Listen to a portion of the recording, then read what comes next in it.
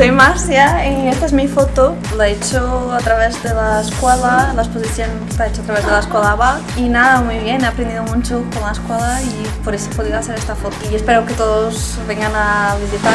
Soy Iván Alarcón y esta es mi foto.